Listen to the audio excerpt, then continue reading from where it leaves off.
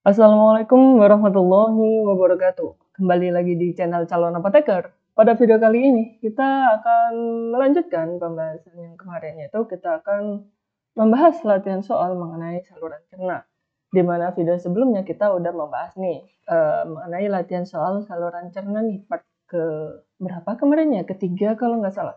Itu udah sempat kita bahas. Sekarang kita membahas yang part keempat. Oke, tanpa lama-lama kita langsung saja ke soal yang pertama. Tuan J datang ke apotek untuk menebus obat yang ia peroleh dari dokter. Tuan J itu memperoleh obat golongan dari penghambat reseptor histamin H2. Di mana obat ini merupakan golongan dari penghambat reseptor histamin 2 adalah... Oke, bentar. Jadi kata kuncinya dia tuh di sini tuh ada beberapa obat. Nah, di mana salah satu obatnya itu merupakan golongan histamin H2. Histamin H2, bukan. Ini penghambat reseptor histamin H2 atau biasa kita sebut dengan H2RA, H2 reseptor antagonis. Atau reseptor 2 blocker lah. Kalau biasa dibilang tuh reseptor H2 blocker.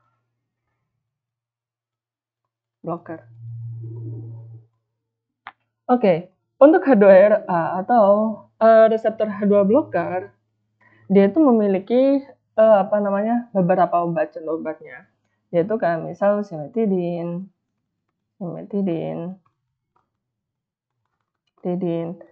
ranitidine,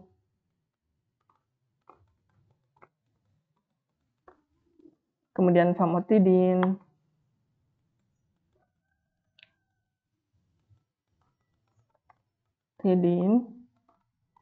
dan juga nizatidine.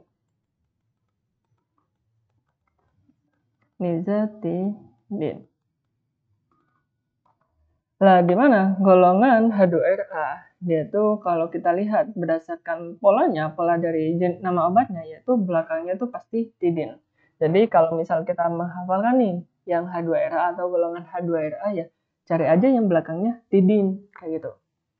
Oke, berarti kalau yang di sini tuh yang A. Omeprazol itu golongan PPI, antacid itu golongan antacid sendiri, skralfat, misoprostol itu berbeda. Kalau misoprostol itu prostaglandin apa gitu? Prostaglandin A2 blocker atau apa gitu ya? Itu yang misoprostol. Kalau omeprazol PPI, antasida. Antasida, sukralfat ya, sukralfat kayak gitu. Cimetidine, obat-obatan yang termasuk golongan penghambat reseptor histamin H2 atau H2 blocker atau H2RA, dia itu diantaranya kayak cimetidine, ranitidine, famotidine, dan juga nizatidine. Ya, cari aja yang belakangnya tidin, kayak gitu. Oke, kita bahas sedikit mengenai cimetidine. Bukan cimetidine, mengenai H2RA. Lah, di mana H2RA? Dia itu memiliki mekanisme obat.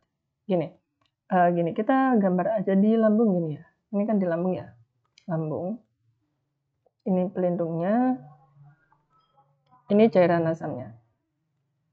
Lah, di sini itu ada yang namanya sel parietal.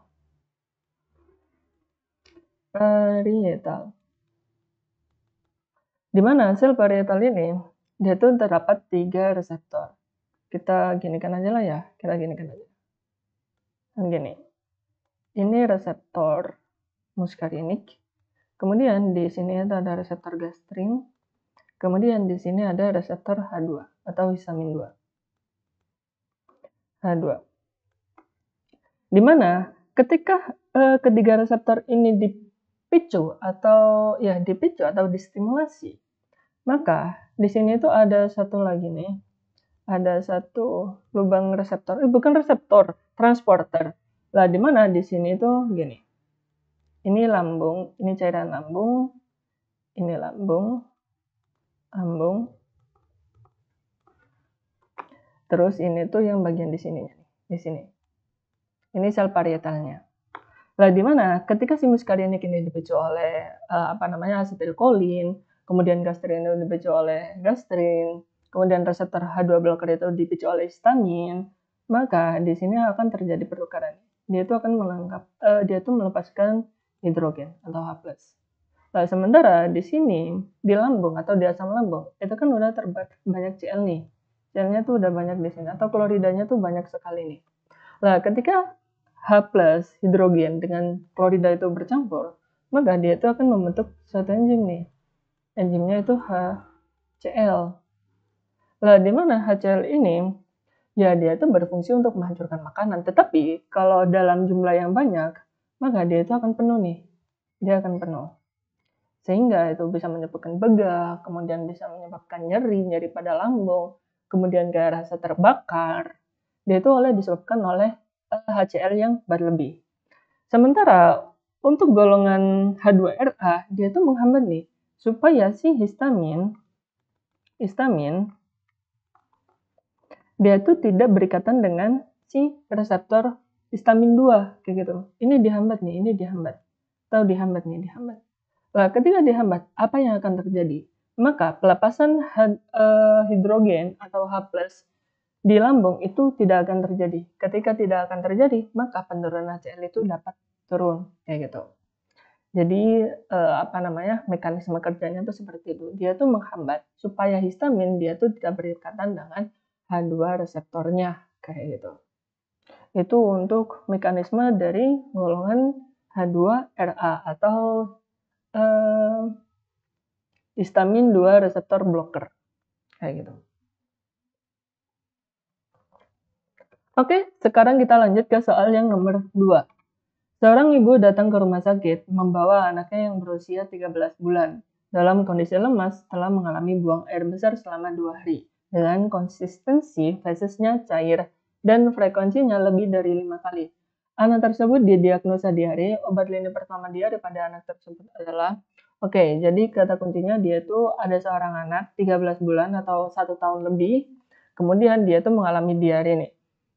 Diarenya itu udah selama 2 hari, dengan tiap harinya itu sampai 5 kali dia tuh diare, kayak gitu. Kemudian untuk lini pertama diare pada anak itu apa, kayak gitu.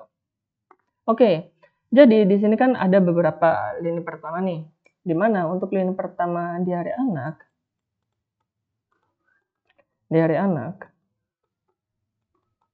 yang harus diberikan pertama kali yaitu Oralid.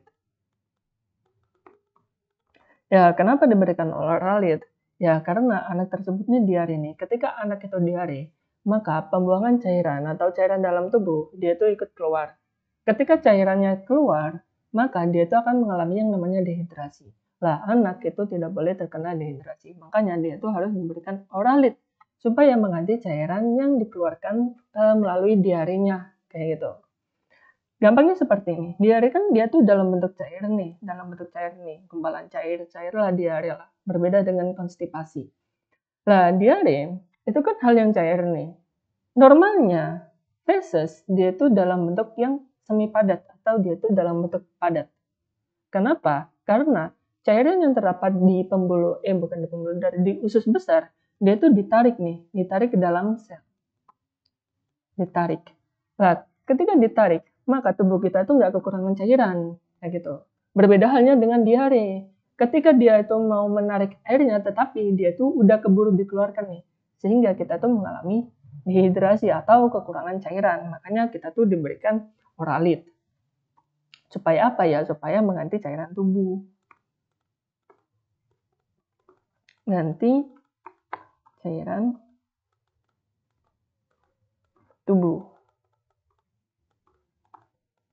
Kemudian selain itu, ketika udah selesai Oralid nih, maka dia tuh dapat diberikan zinc. Untuk zinc itu kemarin udah pernah kita bahas, di mana nanti zinc itu dibagi menjadi 2. Dia tuh kurang dari 6 bulan atau dia tuh lebih dari 6 bulan. Kalau kurang dari 6 bulan, dia tuh diberikannya 10 mg per hari selama 10 hari. 10 hari. Sementara kalau yang lebih dari 6 bulan, dia tuh udah diberikan 20 mg zinc selama 10 hari. 10 hari. Oke. Kayaknya mungkin nanti kita akan bahas sedikit mengenai mekanisme obat dari masing-masing obat saluran cerna, kayak gitu. Nanti kita akan buat video lagi lah ya, video mengenai materi ini. Oke, jadi kalau berdasarkan soal, jawaban yang paling tepat itu merupakan yang oralit. Gitu. Kalau kalpektin bukan, loperamid apalagi, karbon aktif, bisokodil enggak. Kayak gitu. Terapi diare untuk kanak-kanak yakni dengan dehidrasi harusnya, dengan oralit dan zinc selama 10-14 hari. Salah, ini harusnya 10 hari kalau zinc. Zinc itu diberikan 10 hari. Oke, kita lanjut ke soal yang nomor 3. Nyonya A datang ke apotek untuk membeli obat tukak lambung. Diketahui Nyonya A itu sedang menyusui. Obat tukak lambung yang kontraindikasi untuk ibu menyusui karena dapat diekspresikan melalui ASI yakni jadi kata kuncinya yaitu obat yang kontraindikasi pada ibu hamil. Obat tukak lambung yang kontraindikasi pada ibu hamil. Kalau ini itu saya sedikit membahas aja ya. Di mana obat-obat tukak yang kontraindikasi pada ibu hamil itu merupakan ranitidin. Kenapa ranitidin? Karena kalau berdasarkan jurnal yang saya baca atau berdasarkan literatur yang pernah saya baca, dia tuh diekskresikan di ASI. Ekskresi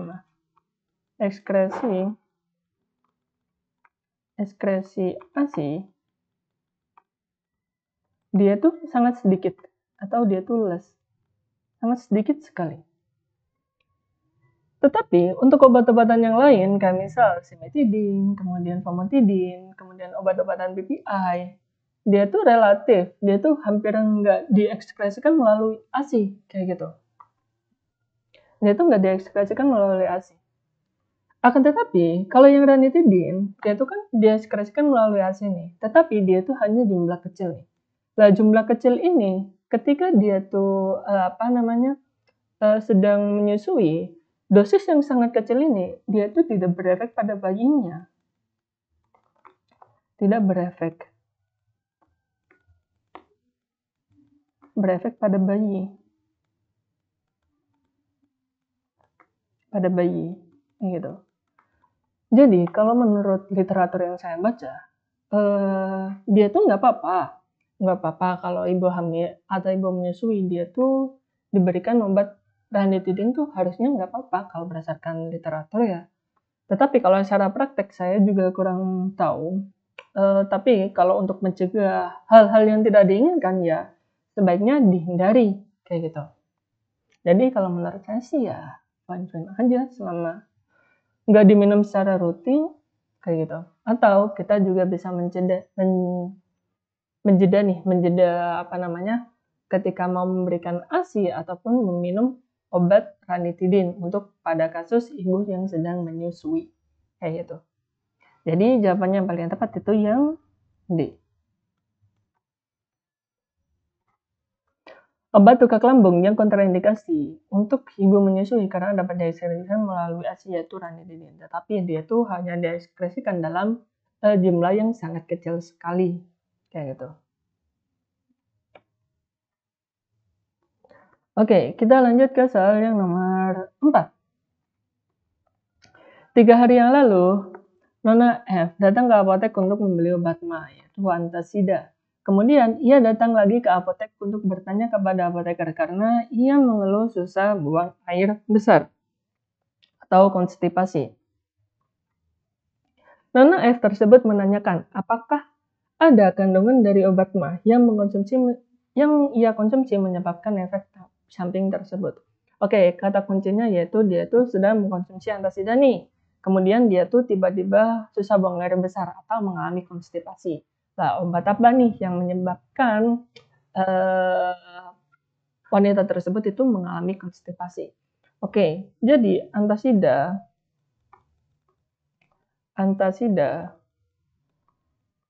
dia tuh memiliki 2 komponen utama, yaitu aluminium dan juga magnesium. Coba kalian lihat kalau pergi ke apotek, beli tuh antasida tuh, dia tuh pasti ada 2 kombinasi obat, di mana aluminium hydroxide dan juga magnesium hydroxide. Di mana kedua obat ini dia itu memiliki efek samping masing-masing. Di mana aluminium dia itu menyebabkan konstipasi.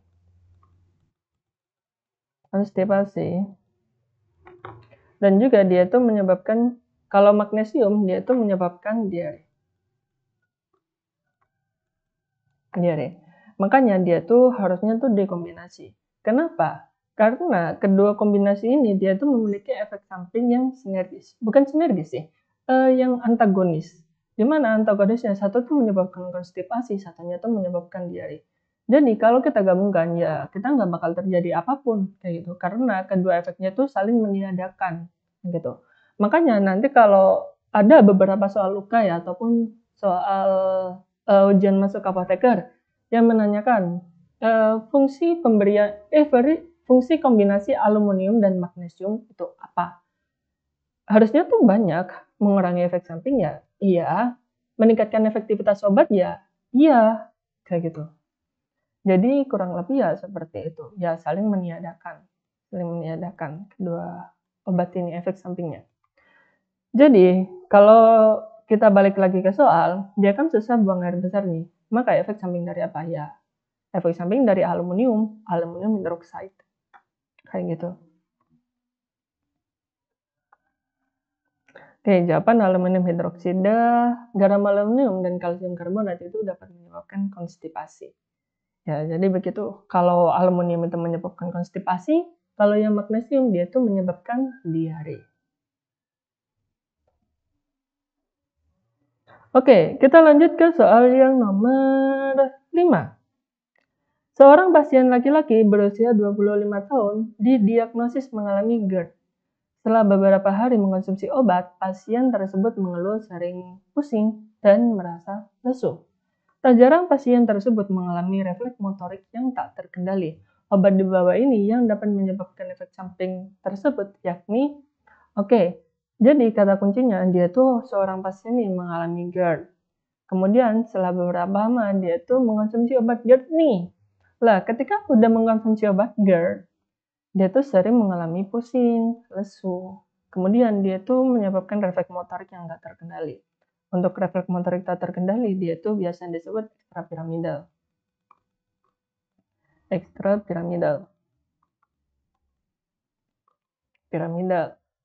Kalau ekstrapiramidal dia tuh kayak misal refleks motoriknya tak terkendali atau biasanya tuh kayak sering gemetar atau ringgit. Ya, sering seperti itu. Tremor kayak gitu. Tremor itu beda. Tapi dia tuh kayak gimana gitu, kayak sering kayak Parkinson lah, kayak gitu. Kemudian obat di bawah yang menyebabkan efek samping tersebut adalah,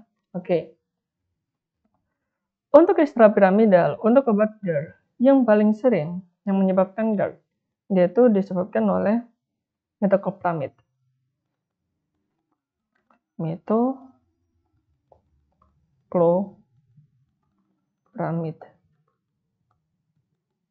Nah, metoclopramid dia itu kayak apa ya? Dia itu juga digunakan untuk mengatasi GERD, tetapi dia itu bukan dijadikan pilihan utama untuk mengatasi GERD. Untuk GERD itu kalau nggak salah itu dia tuh diberikan PPI, kemudian ranitidine. Terus apabila kalau nggak selesai nih atau dia tuh masih mengalami GERD nih, nah dia tuh diberikan untuk metoclopramid. Di mana metoclopramid dia tuh juga bisa menyebabkan efek samping lain nih, selain ekstrapiramidal. Dia tuh juga bisa menyebabkan dyskinesia. Kemudian dia tuh ada efek samping di sistem saraf pusat atau gangguan sistem saraf pusat SSP. Kayak gitu. Lah, untuk ranitidine, dia tuh paling sering ranitidine famotidine. Dia tuh paling sering dia tuh kayak misal sakit kepala, kepala, diare, perut kembung. Sini aja ya. Perut kembung. Ini untuk yang commonnya atau yang umumnya. Kemudian, untuk yang jangka panjangnya, dia tuh bisa menyebabkan namanya, salah. bukan perut kembung, ini sakit kepala, salah, kita coret aja ya. Ini kalau perut kembung itu yang omeprazol, bukan yang ranitidin.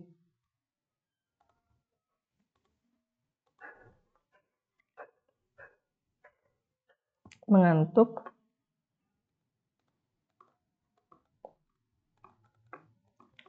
kemudian kelelahan. Kemudian untuk yang omeprazol, dia itu yang paling sering dia tuh juga sakit kepala, SK kita tulis saja pusing, diare. Untuk yang jangka panjang, kita tulis saja JP ya, jangka panjang. Dia itu bisa menyebabkan yang namanya hipomagnesemia,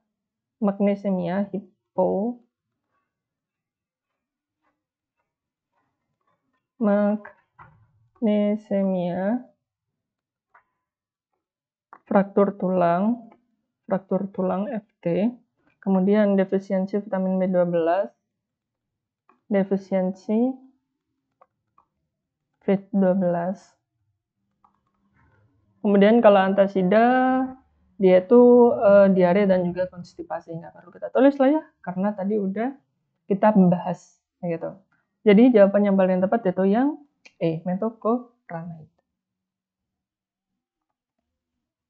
Efek samping dari metoclopramide yaitu diantaranya yaitu CNS depression, kayak misal mengantuk, lesu, kelelahan, dan juga pusing. Kemudian ada beberapa yang lain, kayak misal ekstrapiramidal, kayak contohnya reaksi distonik akut, kemudian akatinisia, kemudian parkinsonisme, dan juga hiperprolaktemia.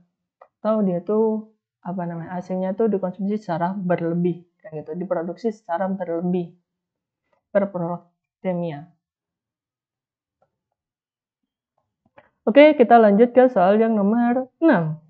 Seorang wanita 36 tahun datang ke apotek untuk membeli obat dengan keluhan nyeri bagian ulu hati.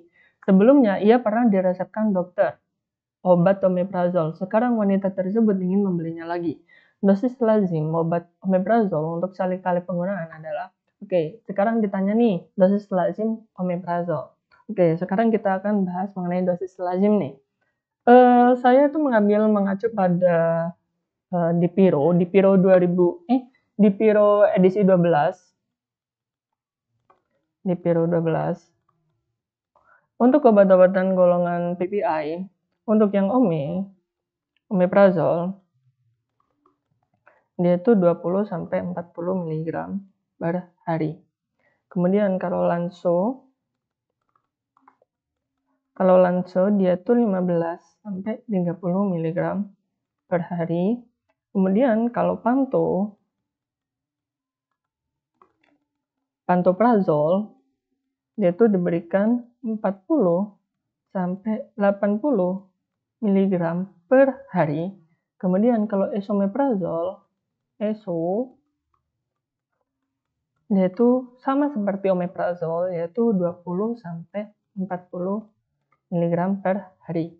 Jadi jawaban yang paling tepat itu yang B. Ini juga nggak mungkin sedianya tuh kalau omeprazol, kalau omeprazol dia tuh 20 sampai 40, tapi rata-rata 40 kalau nggak salah. Ya, yang 40 mg. Tapi ya ada juga sih yang 20 mg. Kayak gitu. Dosis lazim obat omeprazol itu satu kali, yaitu penggunaannya sekitar 20 sampai 40 mg satu kali sehari. Kayak gitu. Oke, kita lanjut ke soal yang nomor 7. Seorang anak berumur 7 tahun mengalami diare. Ia mendapatkan resep seperti berikut, yaitu resepnya itu Oralit, kemudian ada anabulgit secukupnya, metronidazole 3 kali sehari 1 tab. Cara penggunaan metronidazole yang tepat adalah, jadi kita telah nih, apakah ada interaksi atau enggak di sini, gitu. Nah, yang perlu kita notice yaitu di sini itu ada atapulgit. Di mana atapulgit dia itu merupakan absorben. Nah, absorben dia itu akan mengalami interaksi pada fase absorpsi. ada absorpsi. Jadi di dalam lambung nih, misal kita gambar lambung nih. Ini. Aduh, jelek banget lagi. Nggak apa-apa lah ya. Di sini lambung nih. Dia itu di sini ada atapulgit. Ketika atapulgit, dia itu dikombinasi dengan obat lain,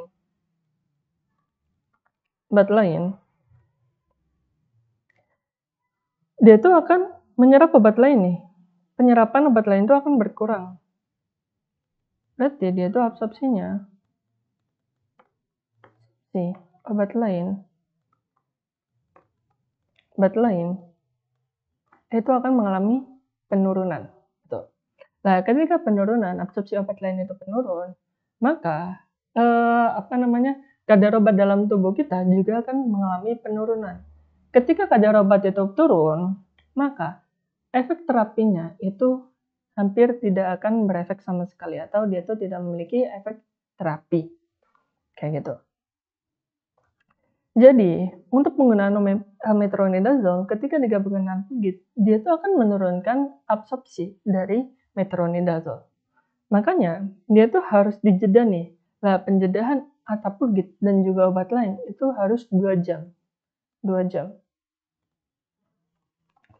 2 jam setelah minum, ataupun 2 jam minum atapulgit dulu, kemudian selangnya tuh minum omeprazole setelah 2 jam, ataupun minum metronidazole dulu 2 jam, kemudian kita bisa mengkonsumsi atapulgit. Kayak gitu. Jadi selangnya tuh harus 2 jam. Baik sebelum ataupun sesudah itu nggak jadi masalah. Jadi jawaban yang paling tepat itu yang D. 2 jam dengan atapulgit. Atapulgit dapat menghambat absorpsi obat lain jika dikonsumsi secara bersamaan, sehingga konsumsi metronidazole yang tepat yaitu jeda 2 jam dengan atapulgit. Oke, sekarang kita lanjut ke soal yang nomor 8. Nyonya M berusia 23 tahun menderita GERD dan diresepkan sukralfat, omeprazole, antasida, asam folat, dan juga asam tranexamat. Obat manakah yang bekerja sebagai pelindung mukosa lambung? Oke, jadi di sini ada ada seorang pasien, dia tuh menderita GERD. Kemudian dia tuh diresepkan beberapa obat. Nah, di mana salah satu obatnya dia tuh berfungsi sebagai pelindung mukosa lambung. Oke, kalau pelindung mukosa lambung, dia tuh merupakan dari sukralfat. Oke, jadi mekanisme dari sukralfat itu sendiri, gini. Ini kan misal lambung nih. Lah, GERD, dia itu ada terjadi kayak pembengkakan, kayak ada lesi di dinding lambungnya, kayak gitu. Ketika lesi ini terkena oleh cairan HCl atau cairan lambung, dia itu akan menyebabkan rasa yang sakit, atau dia tuh kayak perih, kemudian kayak panas, kayak rasa terbakar, kayak gitu. Kemudian dia itu diberikan sukralfat nih. Di sini ada cairan lambung nih, misal cairan lambung nih. Nah, ketika sukralfat ini masuk nih, dia tuh inaktif. Dia tuh awalnya tuh obat yang inaktif, atau dia tuh harus diaktifkan terlebih dahulu. Lah, di mana ketika dia tuh berikatan dengan si cairan asam lambung yang bersifat asam, maka dia tuh kayak dipecah nih. Dia tuh akan membentuk gel. Gel polyanion.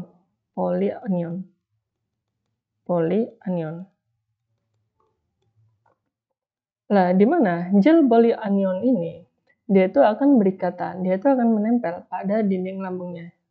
Jadi dia tuh menempel pada dinding lambung. Dia tuh termasuk akan menempel pada lesi yang terdapat di dinding lambungnya. Nah, ketika udah menempel di dinding lambung nih, udah membentuk gel polyanion, dia tuh akan menempel pada dinding lambung. Ketika udah menempel di dinding lambung, diharapkannya lesinya itu dia tuh tidak berinteraksi, atau dia tuh tidak bertabrakan lah dengan si cairan asam lambungnya.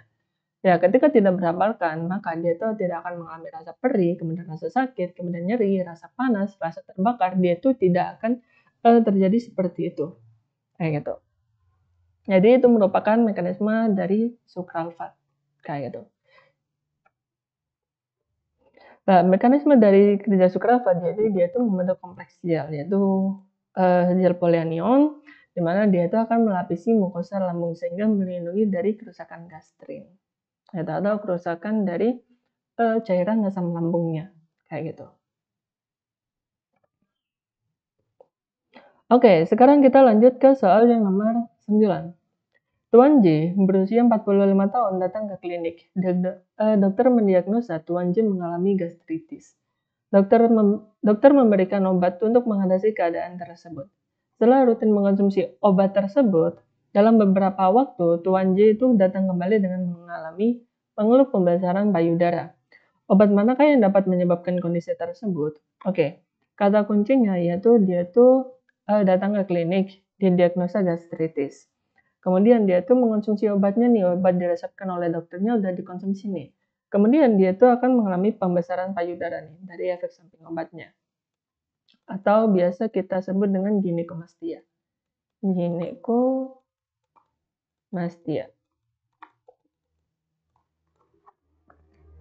Lah, efek samping ginekomastia itu apa? Oke. Untuk efek samping ginekomastia, untuk dari obat-obatan gastritis, dia tuh merupakan ciri khas dari cimetidin.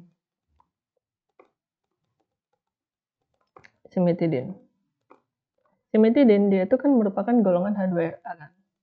H2RA reseptor antagonis, di mana efek samping H2RA yang paling sering itu kan sakit kepala,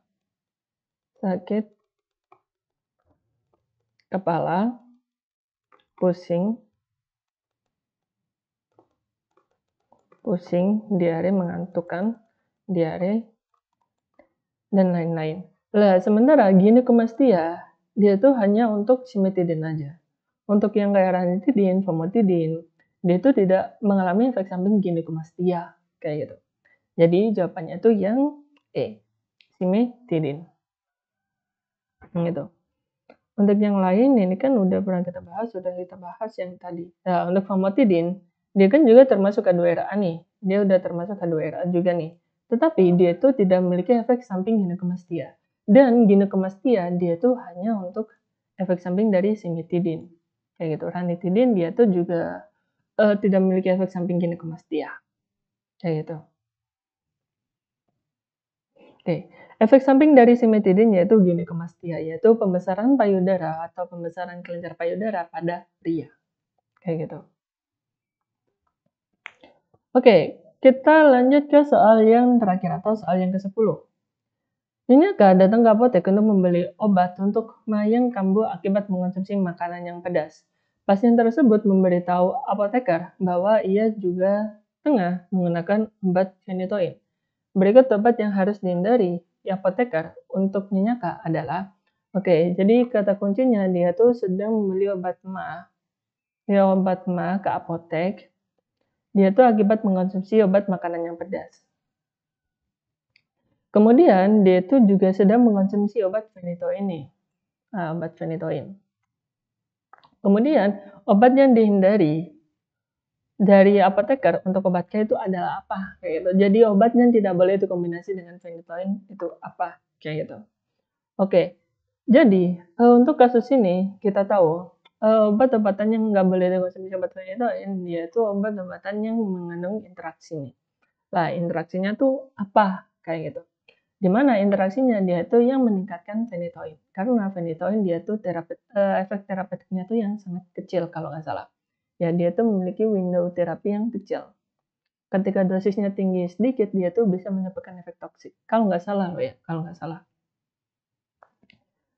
Lah di mana untuk obat-obatan mah dia tuh terdapat satu obat. Ya ada satu golongan di mana dia tuh dia tuh sebagai inhibitor enzim.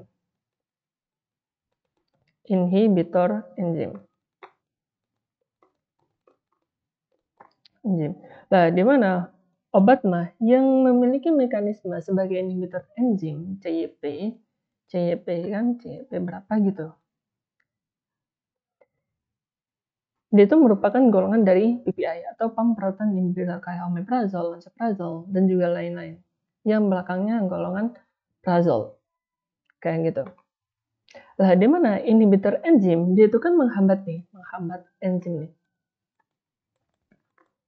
Menghambat enzim hati nih. Enzim hati. Nah, ketika dihambat enzim hati, di mana enzim hati ini, dia fungsi utamanya, dia akan merubah dari metabolit aktif menjadi metabolit yang non-aktif.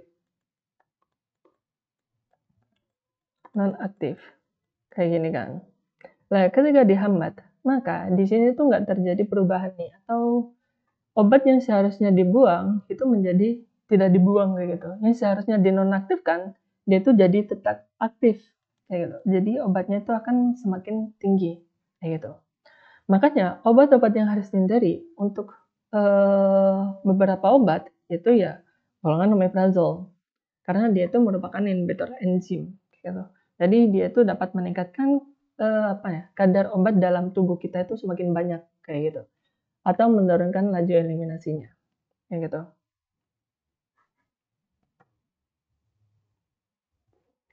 Nah, omeprazol merupakan inhibitor enzim CYP2C19 yang dapat meningkatkan konsentrasi serum phosphenitoin.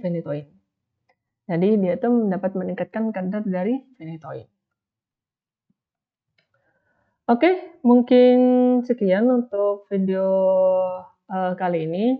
Kita cukupkan untuk video kali ini. Mungkin apabila ada salah kata atau salah dalam penyampaian, atau salah dalam literasi atau literatur yang diberikan, ya nanti silakan cek atau cross check lagi di kolom komentar, nanti saya akan balas.